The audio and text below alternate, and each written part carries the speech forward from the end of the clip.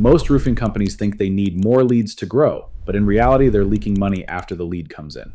In this video, I'll show you the exact process above-average roofing companies use to create confidence, close more deals, and keep customers happy after the sale. So if you do these things consistently and do it faster than your competition, you're going to see the revenue go up. So yes, there's your initial lead response. Now, a lot of people want an automatic text reminder or some kind of automatic text response that goes out when a lead fills out a form, or an automatic email. The problem is anybody can go buy an $80 tool off the shelf and get something that will do an automated lead response, which means that it's no longer something that makes you stand out. It's just the bare minimum. And so the customer does not feel like they've moved any further towards solving their problem because they got an automatic text message that says, hey, thanks so much for your interest in filling out the form. What time are you available? It's going to sound like every other person that they inquire with. They want to talk to someone who can demonstrate competence and give them a feeling of confidence that they found the right roofer. Other one is the appointment booking, right? Getting that appointment booked and then a confirmation of that appointment. Then the 5 minutes away notification. When you're 5 minutes or half a mile away, letting them know that you're almost there. This is big. Then the job walk video. I've walked around the job site and shown the homeowner what's going on. I did this in every single roof sale I ever did. I always did a ground video, a roof video, and if the homeowner wasn't home, I would send them the quote with a presentation video, like a Loom video, doing virtual sales. It took me about 3 minutes per video, so it added on like 9-10 minutes to every estimate. But during COVID, when we couldn't meet people face to face, this was already such a part of our behavior that we killed it during COVID. And I actually flew around the country teaching other people how to do this. So the job walk video, super powerful touch to add to your process. Then presentation, right? You got to present your findings to the customer. That's an obvious touch that everybody's probably already doing. Then you have your post-inspection follow-up call from your inside sales. So we talk a lot about inside-outside sales. That call 10 minutes after the outside sales leaves, where the inside sales just communicates with the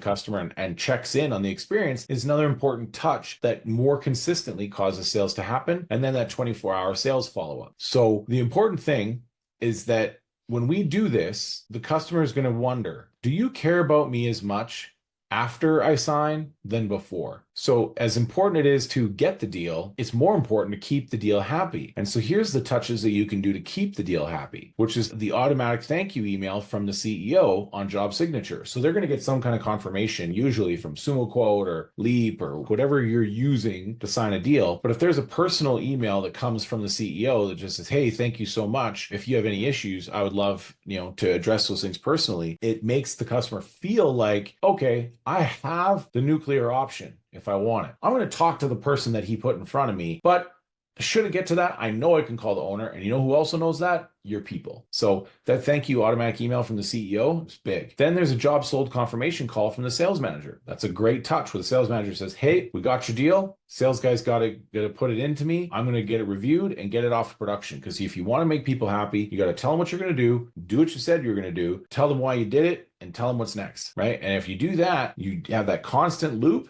They're just going to always know what's going on. They're never stuck in no man's land. No customer should ever end up in no man's land. Then once you do have the sales manager review the job file and then they hand off to production, and this can be an automated email that just says, hey, thank you so much. I'm the production manager. I've received your file. We're going to get you on the schedule. I got to do a bunch of things. The next step is I'm going to be doing a job schedule call with you once I've, confirmed that I can get the material, blah, blah, blah. Then it's like, okay, I'm ready to schedule your deal, your roof. We're probably going to do you in the 3rd week of April. It's weather dependent, but that gives you a rough idea as to when we're coming. Great. When we're 2 weeks out, I'll give you another call. So if you're booked up 6-8 weeks, then 2 weeks out, you have another touch, right? Now you can automate this as well because it's like when the install date is less than 14 days away, send this email, send this text message. This is another really good touch because it lets them know, hey, weather dependent still, it could rain the day before you're getting your roof done, but we're about 2 weeks out. Then the day before, install call. So it's like, okay, I've confirmed it's not raining tomorrow. Yes, we're coming. And that could also be a day before install email and text message, but you do want to call. You want the email and text message because yes, not everybody picks up their phone all the time. Now, this is where the above average stop. Everything that we're doing here, if you're doing all this,